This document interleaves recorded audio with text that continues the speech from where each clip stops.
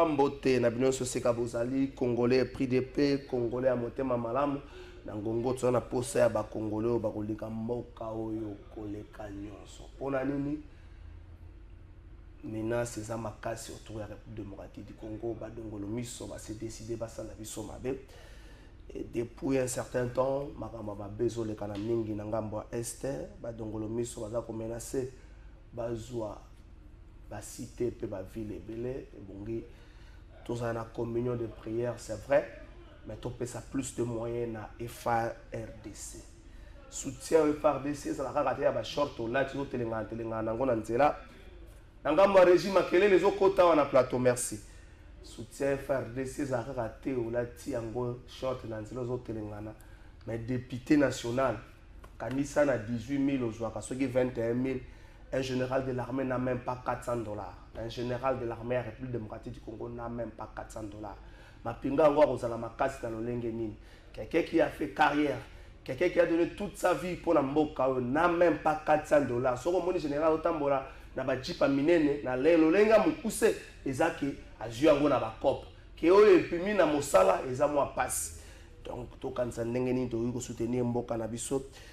Topesa makasi na ba militaire sommet à Bujumbura capitale ya Burundi tata mokonzi ekolo Félix Tshisekedi azalaki kuna ba dirigeant ya ACP bazalaki kuna bazo senga ba explication na gouvernement congolais na likambo etali départ ya ba officier rwandais na force ya sous-région donc la force ya EAC mais ba officier rwandais nyonso o bazalaki na ba organisation na mboka na biso notamment na MONUSCO bangonyo so bakenda qu'on demande de compte na gouvernement congolais. Na gouvernement congolais na mukanda komaki pona ko senga départ bato na expliquer que est-ce que mukanda wana komelaki bato bakambia c'était pourquoi sengeli ba senga biso ba compte. To kolobela ngona émission na biso ya mokola lelo yo tata mokonzi ekolo Félix Tshisekedi azako rappeler na commandant ya force régionale mission na bango ezali ya appuyer FARDC ya kosunga FARDC mais ezali ya privilégier ba M23 T bato bele baza ko analyser message na ba oui pourquoi privilège il faut ezala la carte pourquoi le vocable privilège et singeli za la carte pour la nini est-ce que c'était ou encore c'est dans le mission ya chef de l'État République démocratique du Congo a rappelé tout personne na bango bazo tamba lenge singeli tenda a rappeler directement au-delà ya ba discours officiel ou esalamaki na sommet wana to kolobela yango pe émission na biso ya mokola le ministre belge des affaires étrangères azalaki na République démocratique du Congo ayambaki akutanaki na président de la République ayambaki société civile pe ayambaki ba probable candidat président photo ebimaki wana français pesa la photo wana Martin Fayulu nani sous Olivier Kamitatu Delice Sanga ministre belge ayambaki mutu na mutu ezali Francis photo wana pesa ki yango Martin Fayulu Francis tala na ba photo wana ezali Martin Fayulu Delice Sanga comment les anani Olivier Kamitatu tala ba photo wana komona ngo ezali na ministre affaires étrangères belge ba pesinga ba précision bayambaki bango nyonso na nzela moko te mutu na mutu bayambaki na tango na ye ba betaki lisolo na bato nyonso na question sécuritaire et puis question électorale. Mais ministre belge a zongelaki na likambo etali réconciliation kolandisama na message ya pape. La réconciliation kolandisama na message ya pape. Ndenge nini to se réconcilier pe to kosala ngo na lolenge kani. Mais na ngambo ya Delice Sanga tanga solaki na ministre affaires étrangères belge na likambo etali maponami baki faut ko banga ezali ya tricherie ya li ya tricherie bazo dresser wana Delice Sanga ngai te.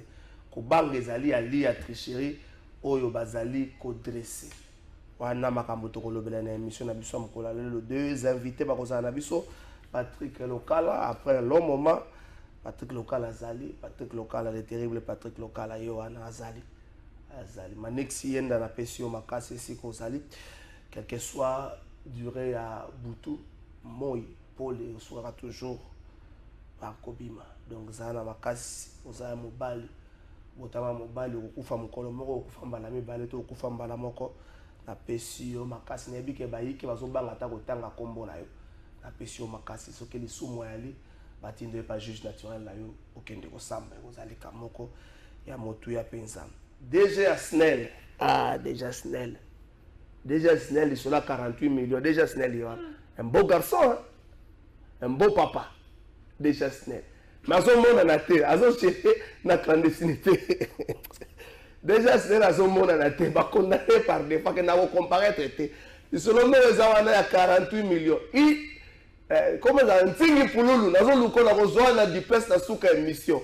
Ntingi Pouloulou, yo lo baki soko moni maboko lo. Déjà ils ont géré la distance. À côté de sous ba bureau te ba condamné 48 millions so mona na te. Et bon mo lilio e ko mikolo. Mo wera mala moi déjà Snell. Pasombeli biso ba bateau de pêche. Pasombeli biso ba bateau de pêche ministre. Ba bateau de pêche somba moi mingi. Francis basombeli biso ba bateau de pêche. Na mukanda wana ti.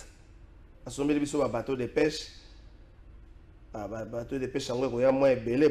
Combien? 3 bateaux de pêche industriels neufs de 27 mètres, 3 bateaux de pêche industriels neufs de 16 mètres, 2 bateaux de pêche neufs de 12 mètres pour le lac Albert, 2 bateaux de pêche neufs de 12 mètres pour le lac Tanganyika, 5 bateaux de pêche neufs de 8 mètres pour le fleuve Congo et ses affluents. Ensuite, 3, 6, 8, 10, 15 bateaux de pêche au total. Donc, Magamamba Boumou, tu résoudre un to merci la chef de l'État et puis bravo naie chef de l'État prometaka Magamamba Boumou to résoudre un to tika kolia mpio diwe umeli na chambre froide et umeli na chambre froide batiango ba format ngo zo mona bana tsa soki bazolia ba mpio di bana bazo vimba utini be mwana nzoto zo fina na final zo ka ba format to solia ba mpio di au moins to ba merci na tata mokonzi ekolo avant tout cela Francis photo nous en ango Francis tal na photo na ya Martin Fayulu na suka Olivier Kamita et puis na Ezali tikava un deuxième invité à Kota na osenga élément moko ya Asbel Kinoa o babundaki pour la réhabilitation et école ya force navale ngambo ya Ndolo Asbel Kinoa bundaki pona yango. Merci na ministre Tony Mamba ya MPC pour être école wana estanga. Bota la résumé ya musala sibele kino salaki. Bana bino bo mona oyo ba kontama la condition moko ya difficile. Vers la réhabilitation et la modernisation de l'école du camp force navale à Kinshasa, les cris de détresse lancés par l'ASBEL Lekino a été entendu. Le ministre de l'enseignement primaire, secondaire et technique et PST s'est rendu dans cette école où étudient les enfants des militaires dont les parents sont francs ou tombés sur les champs d'honneur. Et c'est une situation qui date. Oyo Mokonzi Mboka a hérité. Tangu Tosali Mokonzi Mboka rapport, il nous a instruit, Yako Kita sur terrain, pour visiter. Tout est parti d'un constat fait sur le terrain par les coordonnateurs de l'ESBEL Lekinoa et la présidente de l'ESBEL, Telemamona Mapinga, Bob Amiso et Christella Kiakuba ont réalisé que cette école est dans un piteux état.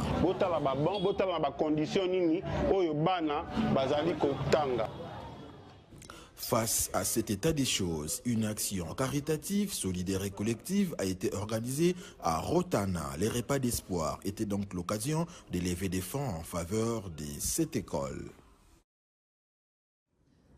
Cette action était appropriée envers les enfants des militaires en ce temps crucial où toute la nation est mobilisée afin d'apporter son soutien aux FARDC. Les participants en séance tenante répondu positivement à cet appel. Certains ont souscrit et ont promis de contribuer. En attendant, l'ASBEL Lekino a encore une fois reçu la présidente de l'ASBEL Telemamona Mapinga pour, cette fois-là, payer les frais scolaires de certains élèves.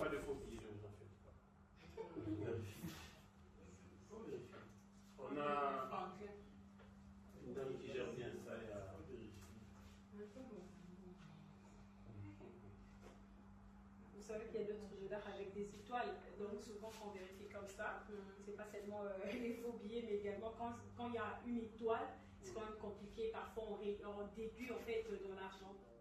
Structure qui milite pour les intérêts des Kinois et des Kinshasa, l'ASBEL Lekinoa n'est pas à sa première action en faveur des enfants des militaires. Le 26 décembre 2020, par exemple, l'ASBEL Lekinoa a célébré la nativité avec les orphelins des militaires au Kankokolo. Merci Francis Beya, j'espère bien que vous avez photo. Merci na Patrick Local à la passion beauté. Mbote ndeko trésor kalafai mbote belé na baike bakolanda biso na etando ike na sepeli makasi ndenge obiangi ngai lisusu na kolobela nzambi peuple na biso ali na pasi mingi. Na sepeli komona 2023 bande mbali boso to vanda na plateau le temps que abengaka ni Simeon Isako akota. Omoni déjà Snell, ok sur la 48 millions. Félix c'était. Oh papa, déjà Snell batieka na novembre wa mbongo na chaki. Oh. Et bon les sous meza mutatiaki. Na tout tuna te. Na chaki po mbongo wana selon ba enquête to sali. Ezate ka yibiango mikolo tango bachi. Bon, la question que je me pose. Aner ezala rapona okanga Patrick Lokala. Comme na trésor kalafai. Kokanga maniksi yenda oyazana anere en face à primature, tous ba information. Kokanga ba bolojo ba tunyoso ba jimiki tenge na makala ba Barnabé, mais aner musala na ye asala ka te pona koyeba ke muto mokonzi alinya nommé. CV na ye ezali lolenge kani. Tamusa ko sana ngo bilanga ensemble que c'est national de sécurité. Musana bango nini ba cheka ka ba profil te ya ba ko cheke CV ya mutuke. Muto yo CV na ye ezali lolenge kani ya mbote mokonzi mboka azwa mokoloto na ye a signé pona kokomisa ye mokonzi ekomaka bu bato basangani bamemeli mokonzi ordonnance lokola ye akipaka na ye te a nommé na ye parce que dit que ça la m'a déjà bien avant mais tala mutu ba ocho nommé ba nommé na novembre olobi te na novembre mais tozana février ekomi ke ça fait un temps que Azalaka impliqué dans un détournement il y a 48 millions. C'était les ans chance c'était 48 millions de dollars. Bon on a le batté que ça Félix. So talipé bien beauté na yo wana mona poto. Ba beauté wana ya ba beauté bana poto ba melaka biso na président. Ah na kisasa bana bazali. Ba beauté wana tala. Muto boyo ko pese confiance ndenge nini? Oh, ezo mona na papa mutolinete. Balobi c'est un bon agronome. Tamso ko sala ngo bilanga. 48 millions. Vous imaginez? 48 millions batumoko basangani bayibi yango. Mais awa ndeto ana Congo eba tozo pela na groupe. Soki déjà na ville, soki dans na ville ba komo pela na groupe. Bongo na Kinsenso.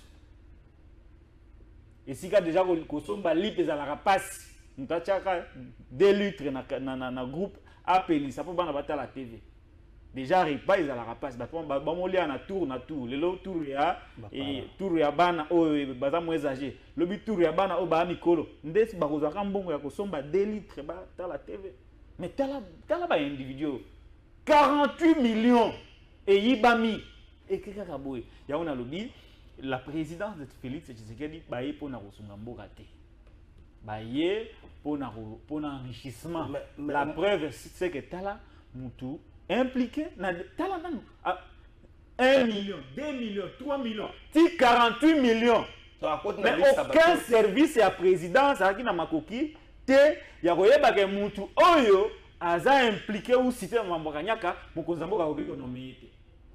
So, il y a un mboka oyo ekomi ko bien 100 mètres Congo et comment le voir bien 100 mètres donc ce qui ga ba chekule ba sangani ale ba chekule oyo nanu ba récompenser te pas ba récompenser musu ba ta ko nommé au monde na Bruxelles a frappé ce qui 11 millions d'euros nakala so ta ba nommé mindele ba bandi ba saleli reportage. Est-ce que service à président c'est ça la gâté pour na koyeba ke muto ali moyibi mokonzi mboka akotombola ye pona nini ya ona lobi nyonso wana eza Félix fruit de l'impréparation fruit ya makamnyoso toyebi il fallait pas omoni on a le bar peuple ba nommé bango batikalaki ko za reprocher na frappe na niveau ya mikili na poto bayo yo ko lango awa na kisasa banani batu mususu ba nommé bango non les problèmes ya on tozolo baté les problèmes maintenant tolobeli yango mingi. Il faut qu'on arrête l'hypocrisie de dire aux gens que le problème est à collaborateur à Félix Tshisekedi. Le problème est à Yémoronan. C'est lui le problème. Pourquoi à chaque fois quand on marabatu et comme marabatu on a bazami yibi. Donc le président de la République comme le la place, ça la promotion ya bachekulaire, promotion ya miyibi. Est-ce que vous vous imaginez les conséquences? Est-ce que na mikili ya pote aussi yoka makambwana na présidence ya Macron, ya Biden, présidence ya Hollande, même ya Macky Sall aussi yoka yango que non ba ko ça la promotion miyibi lelo bonome muntu lobi 3 jours après yewana kuna ase ayiba ou ça sera ayibate ayibi allez avi jet privé ok donc yo yibi mo na biso mais au foot jet privé ok neti o mususu bano DJ wana bano maka na francophonie DJ DJ te ayiba balar na biso alua jet privé na mbongo akenda lelo afungola ba boîte belé na mikila poto so wana tolo barage non tolo barage non ba collaborateur nde baza problème. C'est Félix qui s'est dit le problème des Congolais. Il faudrait que les Congolais s'en occupent de la même façon de Kalafay. Le M23 est un danger pour le pays. De la même façon, Félix est un danger public pour le pays. D'autant plus qu'il est à la tête d'un État où il scandale et puis il y a Soukate. J'ai évoqué au départ ici, en coulisses, il m'a dit chaque mois, il détournement, scandale na présidence. Qu'est-ce qui n'a pas été fait la présidence? Qu'on violait Bassia Batou, Kagabango. Prochainement, Félix était impliqué dans le viol. Kokene na banque wa. Kusala babengi ko rançonner ba banque. Bakanga moko la mettre dans les sacs. Et là on ya mabo banguna basala ngote na présidence. Yebisanga nan. Bango moka ko brader signature ya mokonzi bazo falsifier. Mokonzi akangi photo secret na président Burundi yaka na butu awa. Bango bakanga ye photo batindela Paul Kagame. Et là on bango basalite. Nini basalite ya mabe na présidence de la République. Soufachi. Problème les a bangoté. Le problème c'est l'individu Félix Tshisekedi lui-même. D'autant plus que les Congolais vont comprendre que Félix a un problème. Il y a Mboka Oyo, parce qu'ils ont tout fait qui mérite une sanction sévère. Merci Patrick Lokala. Mais on a un snell. Ça c'est couleur. Simon Issa qu'on a question Mbote. Mbote ndeko Trésor Kalafai. Mbote na bayi nyoso bazakola na biso na ngonga iyi. Toujours en retard. Ndeko ndeko Patrick Lokala. Papa Zalaki awa. Embouteillage Zalaki te. Discipline exactement ma Kasongo avait mis des dispositions pour que l'embouteillage soit laté, mais n'a évité, mon général, ceux qui la disposition on a pris jusqu'à Kapona Pape n'a évité, et pourtant biso ba congolais nous propriétaires yamboka na biso tozalo ko souffrir dans le cambo ya bambouteillage ba soda na yo baza wapi ba ja na yo baza wapi embouteillage na Kinshasa netelo comme ça yango nde sali ke na koma na j'ai dû abandonner le véhicule. S'il te plaît. C'est la race de mon cambo. Je sais que vous allez. Tu es venu à quelle heure? Tu es au Côte-Ville na Ernie. S'il vous plaît. Les moto kolongo. Na moto te. Na 207. Na 207. Na salaki na motoka. Na 207. Ngapi na salaki na catch. Alors tokangami na embouteillage. Embouteillage ezaki papa. Na bimi et puis na awa. Donc tant aux autres côtés là wana, ba bazana ba bureau ba vandi sikoyo. Ceux qui ont connu les mêmes problèmes que moi, bazana kata komona eux koza moins sérieux comme d'habitude. Parce que toi, en entrant sur ce plateau,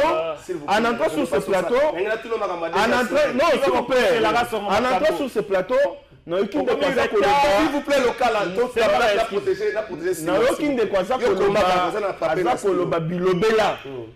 moi j'ai noté depuis un temps que la pratique Yandeko local, cible principale na la Tshisekedi. Dans tout ce qu'il fait, dans tout ce qu'il dit, dans tout ce qu'il dénonce, il faut que ça la raccordement na Kombo ya Tshisekedi na mitunaka. C'est une occasion. Aïb Saba Congolais va baza kolanda ye, Aïb Sabango. Problème na ye oye azalaka na ngona Tshisekedi azalaka nini. Peut-être que bazalaka na dossier privé au bawela, toye bakate. Comment expliquer que moto sala boye? Moi je parle de Tshisekedi. Mais s'il vous plaît, moto sala boye Tshisekedi oya sala boye Tshisekedi oya détourné Tshisekedi oya sala boye Tshisekedi kouré bakati mai na parcelle na ye Tshisekedi moto moyibi ayibi na parcelle na ye Tshisekedi. Donc pour lui na makambo nyonso aza kosala il faut qu'il raccorde toujours kombo ya Tshisekedi na kati na yebite soki aza na processus ya koluka buzz na yebite. Mais ndeko esengeli ayeba ke là où ba droit na ye ba liberté na ye ezali ko s'arrêter de place ya moto mosusu pe ezali ko sala nini kobanda na makambo oyo to akosala esengeli tozalaka na ba limite ndeko jusqu'à quand on va continuer kozwa chef de l'état lokola cible na yo na makambo nyonso oza kosala Tshisekedi butumoi Tshisekedi pourquoi toke Simon makambo ya DG ya SNEL 48 millions makambo ya DG ya SNEL d'abord il faut koyeba que DG ya SNEL au moment où nous parlons il vit en clandestinité ça fait 2 semaines azo diriger à distance azo kokoma na bureau te parce que batindela ki invitation akine ko comparaître na makambo ya gestion Kayombo aboyi 7 directeurs na l'ancien directeur général Kayombo na audition naki bango sitaki l'actuel DG. Il faut dire d'abord que na comité Kayombo l'actuel DG était DGA. Mais équipe ebimi wana tango bakangi bango na makala na ba audience sitaki l'actuel DG balobaki ke yepe aza impliqué na ba détournement na ba fond na mandat passé. Alors bengisaki ye pour que bako ka positionner il faut dire ça là il y a 4 mandats ndenge sengaka na tête SNEL l'équipe Kayombo oui avec la bengaki ye akende pe ko sa version de fenaye atikala ko se présenter te yango wana bakonana ki ye na 30 jours mais j'ai appris qu'il est là akokende ko se présenter pression mo salemaki na ba média akoki pression wana te a craqué a décidé finalement qu'il akende ko se présenter lelo.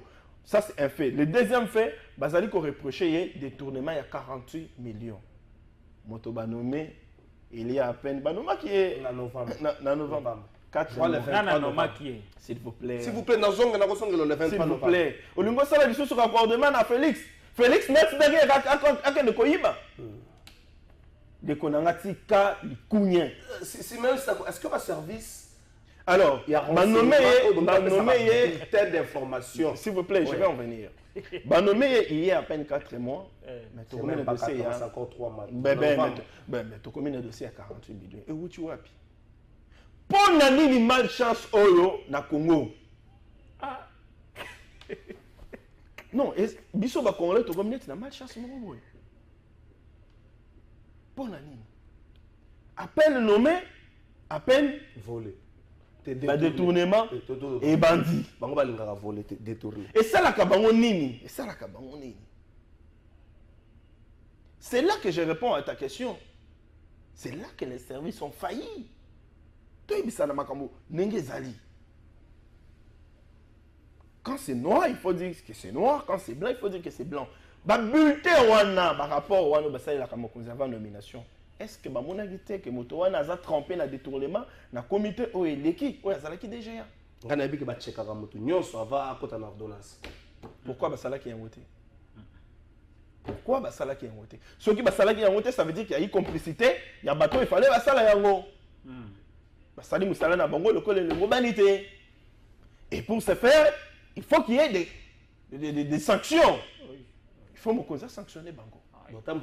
C'est un bon agronome. Mais agronome a diriger SNEL ndenge non, beaucoup monde a bilanga munene. Na lobi boye. SNEL ndenge tozomona yango wana eza société moko technique. Agronome wana akoya ko diriger SNEL ndenge nini. SNEL eza société technique. Ça veut dire que makama ba courant ba nini atanga yango te ayebi tout ça là boye tout ça attends il y a ils ont maîtrisé l'agronomie aussi la biso bilanga munene bilanga munene basango ko ya ko bima lokala to suki sa dossier donc pour ngai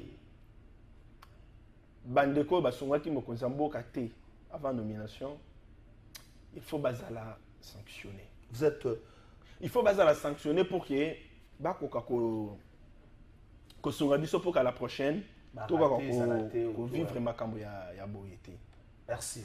Local, vous êtes David na Simon Sako, il faut que sanctionner, bah, na kata ba service de sécurité. Mais nga pe na moi biscuit na nga. Oui, il y a pas de problème. Il faut que sanctionner bah na ba service de sécurité oyo et ko permettre à ce que Malasima ce qui bazana mission ya ko checker mutu pour na ba poste de responsabilité surtout que mutonga ko zala na kati ordonnance basala musana bango na ndenge sengeli complaisance ezalate. Merci beaucoup Ndeko Trésor Kalafay. Mon problème a commencé avec Ndeko Félix Tshisekedi Mokolo Oyo Zelatien. Non, le bâté. Vous avez un problème personnel de l'État? Oui. Omni. Pour Azoka Mamboka Nabiso, ma bête. Na secteur ni. Ma secteur nyos. Tobana, na secteur ni. Secteur éducation. Secteur sécuritaire. OK. Wapi Bunagana. Non. Wapi Kitanga na police à le secteur par secteur. Comment on a OK, le secteur par secteur, on a répondu. S'il vous plaît. Ala na sabiso. Neneli mo kosamboka Mamboka mabe. S'il vous plaît. Donc le secteur par secteur. S'il vous plaît. Non mais les après. S'il vous plaît.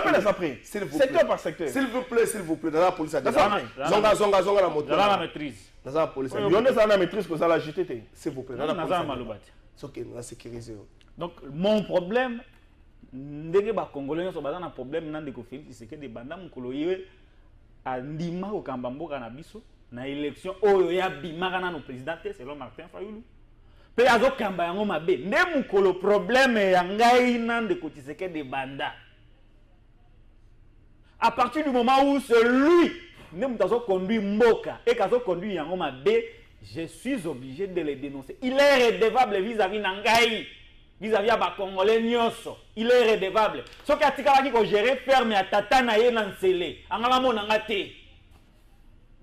Ce pays n'est pas un héritage de la famille qui se kedo ke bango bazo gérer biso kangaminoko. Te Zolo Kabez. Pays oyo eza ba Congolais. Ce qui a gérer ngo mabe to kolobela ye. To kolobela ye monsieur. Ça c'est de 1. De 2.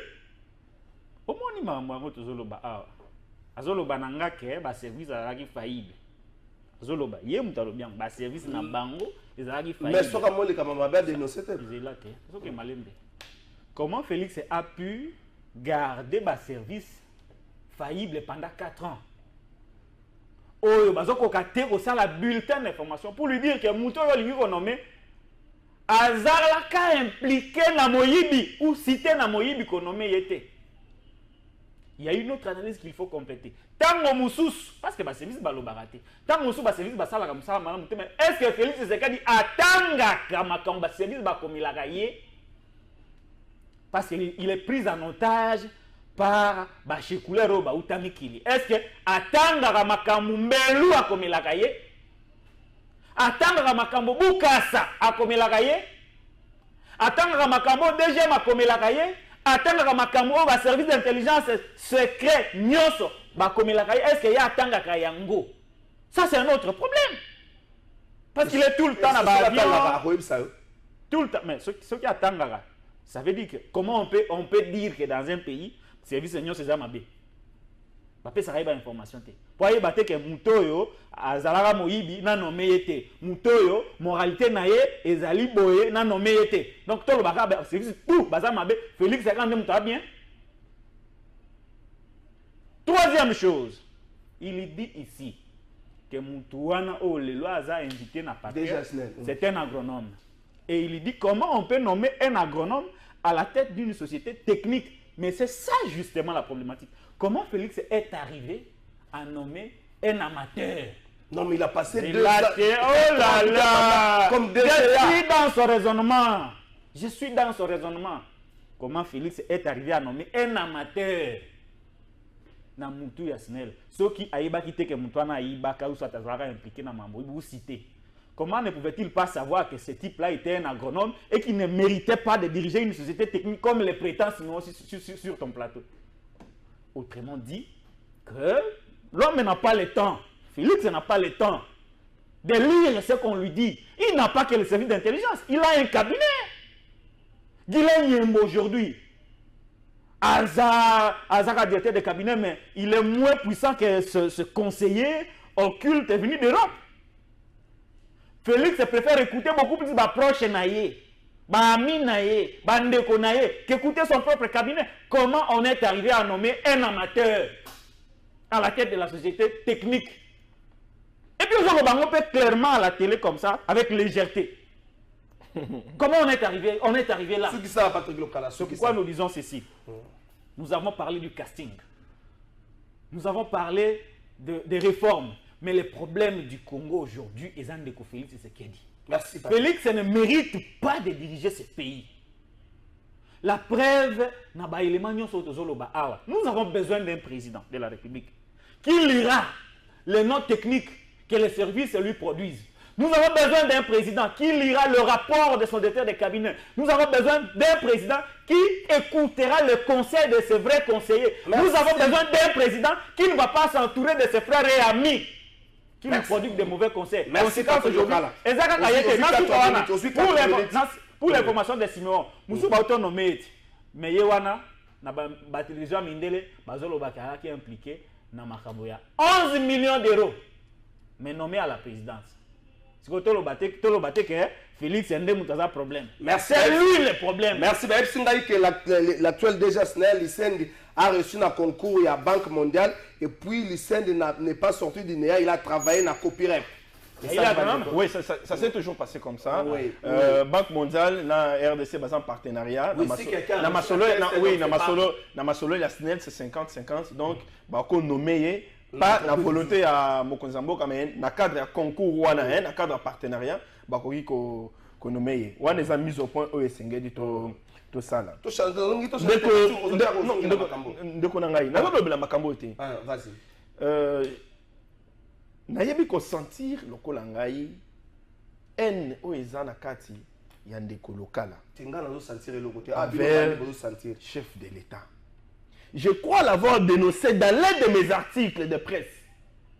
On a publié na kasinfo.ca na lobaka bandeko bakendaka na Kashobwe et pas ya ndeko na biso Moïse Katumbi, des candidats déclarés na présidentielle 2023.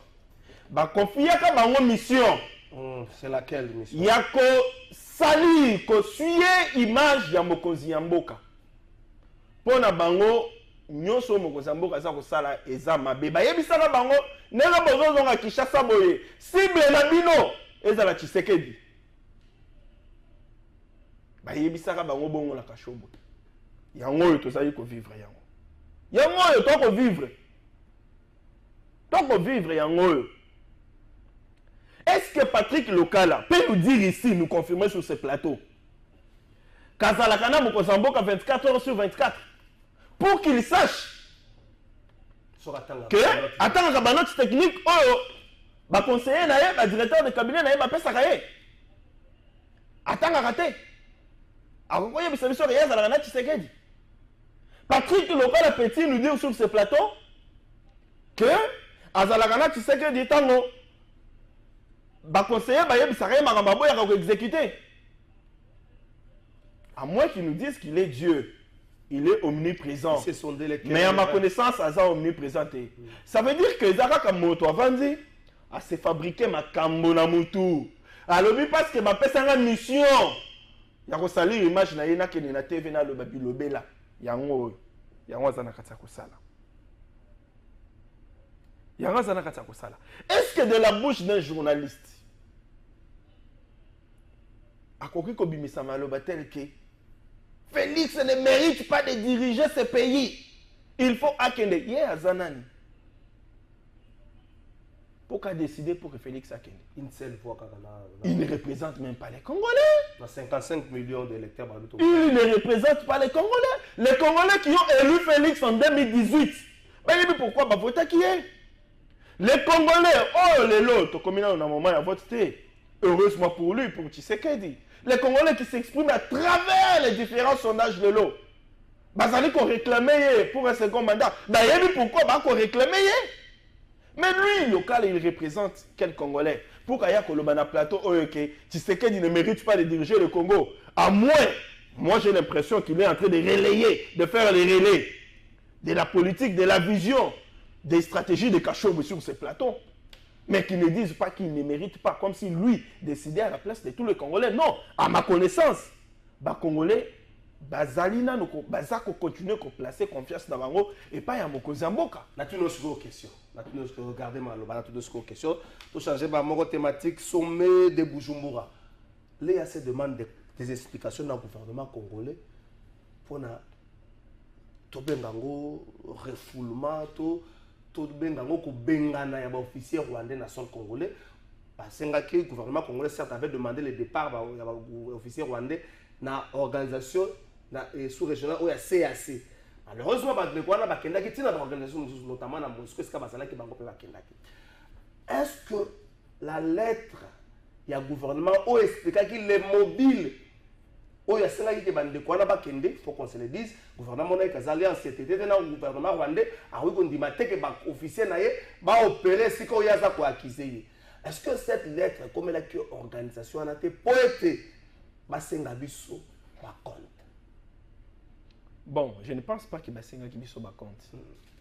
Dans le cadre de collaboration, ce qui vous allez mener opération moko conjointe minonyoso et que vous avez une décision sans consulter moto en face nayo par exemple, je suppose que c'est ce qui serait c'est ce qui s'est passé, c'est ce qui s'est passé parce que ce qui est le kaka et ça les makake na nenge yake ba solula qui d'abord en avance na ba ninga ya EAC ba ninga ki ba tuna bango mituna wana te. Moi je suppose que décision du gouvernement congolais a joué qui décision en tant que gouvernement. Okay. Parce que ayebike ba officier rwandais wana bazali na mabele na ye alors il devait s'assumer en tant que gouvernement ya wana azwaki mokano wana ya kolobake balongwa na territoire na biso. Alors EAC en tant que force régionale autochaki en place, moi je me dis que les appels na droit na bango ya kosenga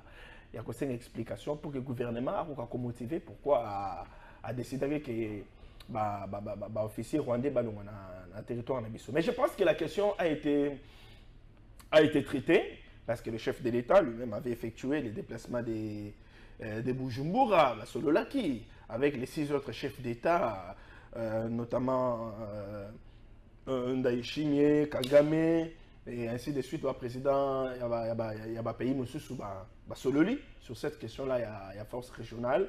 Et puis, Bazui, la mesure Mosusu pour rendre cette force-là plus efficace, de sorte que cette question, il y a M23 et qu'on prendre fin. D'abord, qu'on stopper, ensuite, qu'on dans quelle mesure, qu'on mettre définitivement fin.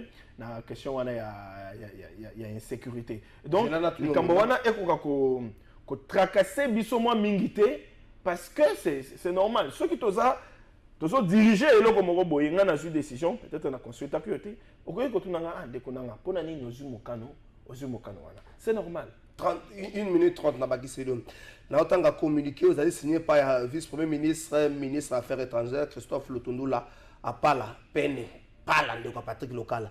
Le gouvernement congolais, le gouvernement de la République démocratique du Congo tient à rappeler que le mandat de la force régionale est sans équivoque offensif, selon la lettre et l'esprit des communiqués des 3 conclaves des chefs d'État de la CAC d'avril et juin à Nairobi, ainsi que du communiqué final du mini-sommet de Luanda.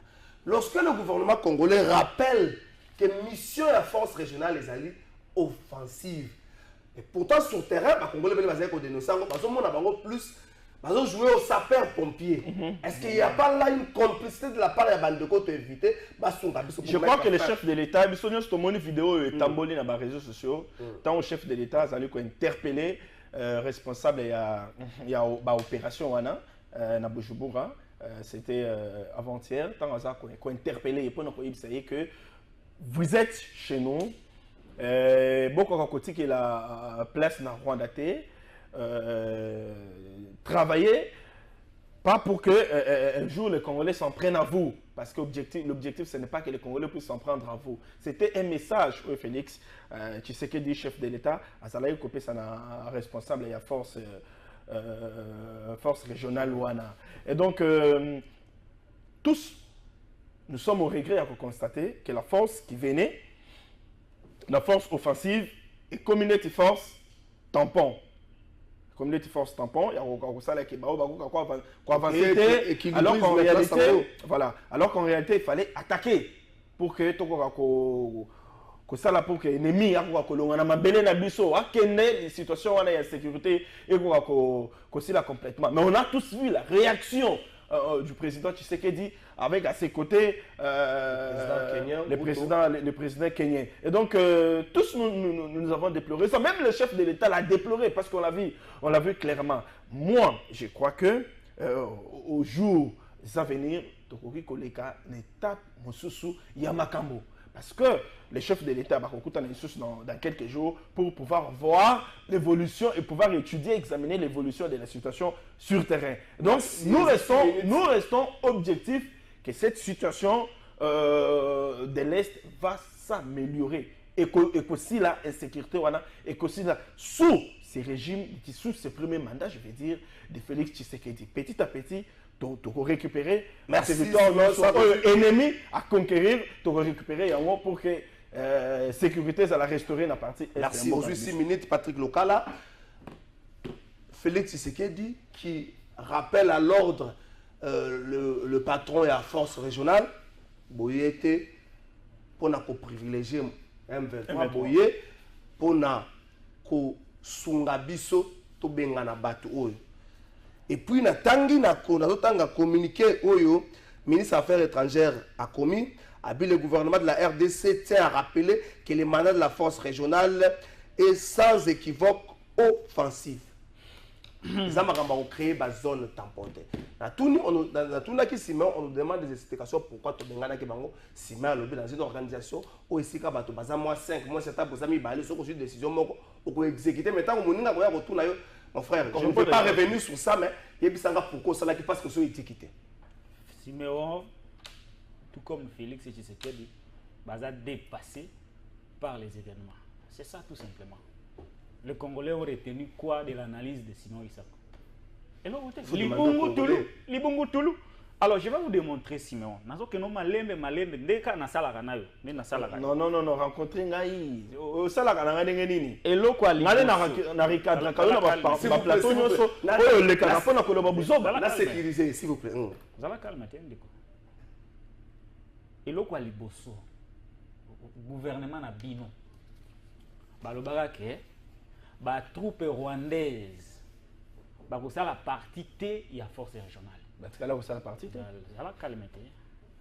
Vous allez calmer. Pourquoi tu t'agites? Non, mais je te regarde aussitôt. Gouvernement na bino balobara bongo. Que force régionale, ba rwandais ba ozana kati te. To lobara na bino ke ba rwandais ba ozana na kati. Boboyaka yango. Communiquer à FARDC otaki ko bima. Pour nous annoncer que bah élément ya troupes rwandaises au bala ina Kije ya Goma dans le cadre de la force régionale bah ça nini bah longwe parce que le gouvernement a signé bah longwe. Entre temps il y a un mensonge beaucoup sakabiso que bah zalate mais l'armée vient nous dire que bah zalaki ça c'est la trahison cher ami. On parle des officiels. Ça la calme ça la calme. On parle pas des troupes. Ça la calme. Ça la calme. On va faire des magouilles. Où est-ce que vous avez déjà eu les officiers venus sans troupes? Ils vont officier qui?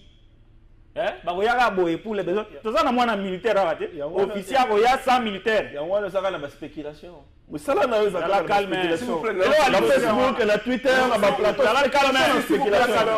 Nous coûtons les besoins. En tout cas, la journaliste, c'est spéculation. S'il vous plaît, Siméon. S'il vous plaît. Gouvernement Nabino, Bagozalate. Arma Yekoloba, oui, Bazalaki, Tosengi Bango, Balongwa, Bazongi déjà. Et Yoko Bakisama. La communauté est assez balobi. Pona nini, Bobengani Barwandais. Alors que Bino Boloba, que Barwandais, Bagozalate. Bagomosenga Bino ba explication. Ndenge Bobengani Barwandais, Obino Boloba, que Bagozalate, na force régionale. Azo démontrer, malin, vous va comprendre que vous avez dépassé. Et là, on moussous. Ndeko Félix alobaka na biso que la force régionale va kokota par Ouganda et le M23 va voir ce qu'il va voir par Bunagana. Par Ouganda et puis Bunagana. Alobaka na Libanda. La vidéo existe. C'est-à-dire que pour Nabino, bolobaka na batu que force wana et la force offensive. Les commandants de la force régionale ils ont force tampon et ils vendent entre les M23 et les FARDC. Nous avons une zone à Mouninga à réalité. D'où vient le mensonge que Christophe nous la peine à parler au Banabiso que non, ils ont la force offensive. Et où tu vas? Si c'est rappeler ma mission. Les alaka bongote bayoka na bongote papa. Bayoka na bongote.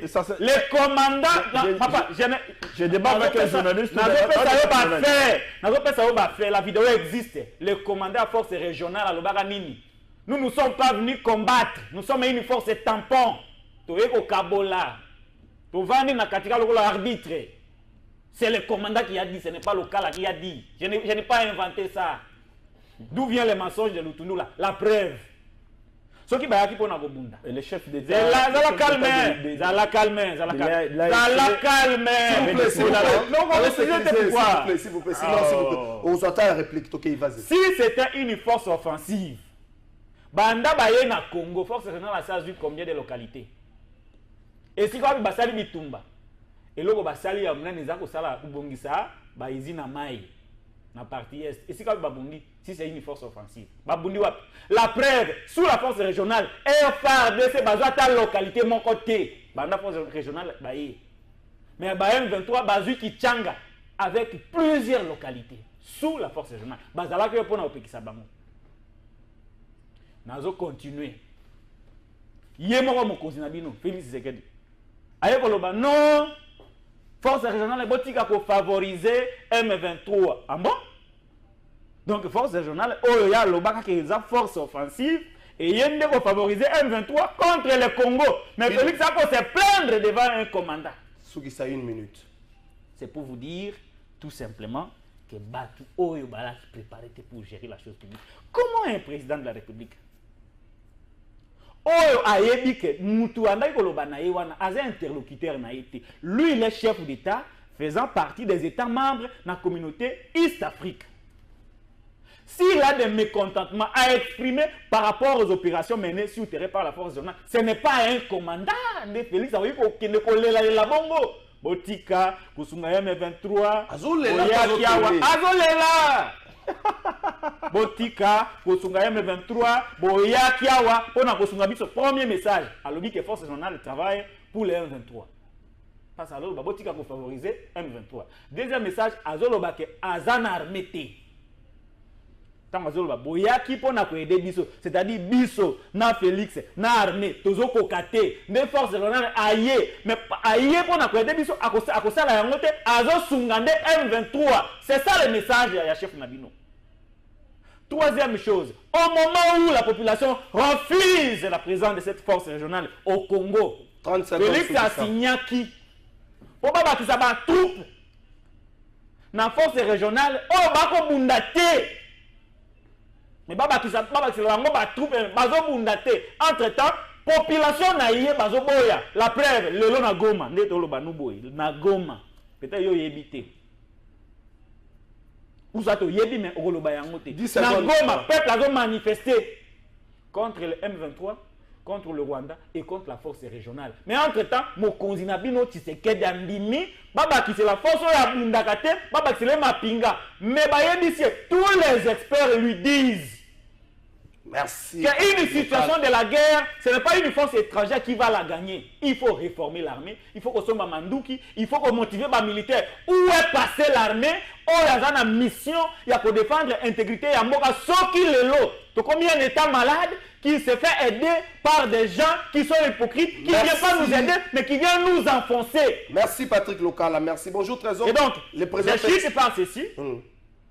Félix Tshisekedi 10 secondes. A un problème au même titre que la force régionale, au même titre que le M23, au même titre que le Rwanda. Merci. Il faudrait que les Congolais n'aient pas Koya, parce que la main sur côté, il y a dans la Libanda, comme ça nous aurons un président qui sera à mesure de résoudre ce problème en un clin d'œil. Merci Patrick Lokala. Bonjour Trésor. Le président Félix Tshisekedi jusqu'à présent solution exacte na est et amo cannabis socico topesa.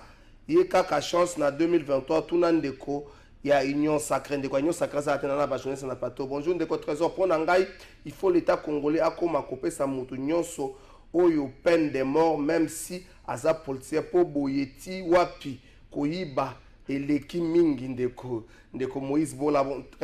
Bonjour Trésor, pourquoi mboka oyo il faut kaka bakonzinde bayibaka bazoyiba koleka na bana ya zando Merci Ndeko. Bonjour Trésor, Eza Papa Jean, ancien cadre, il y a UDPS, Eza Soni Maka, papa, ancien cadre, Eza Soni Maka, c'est comme on a union sacrée. Oyo biso toye baki lelo ekomi na miyibi ya mbongo ebele boye. Bonjour Trésor, na bumbu kulune leki bakomi kubunda ata na moyi makasi wapi la police. Même on forme même na babenga oni na livulu na mbanzalemba kulune leki makasi na mbanzalemba kuluna makasi. Simon Isako. Est-ce que la population de Wali ni kuluna? Wapi na Goma? Goma. Bazo boya ko. Oh Félix alinga bakisira ba troupe.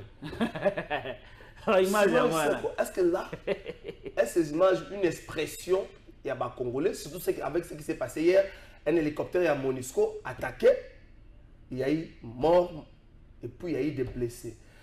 Est-ce que les sommets ont commis au Kende, toujours à Nairobi, toujours à Kenya, toujours à Nairobi, toujours à Luanda, toujours à Bujumbura, et ça c'est une sorte de distraction.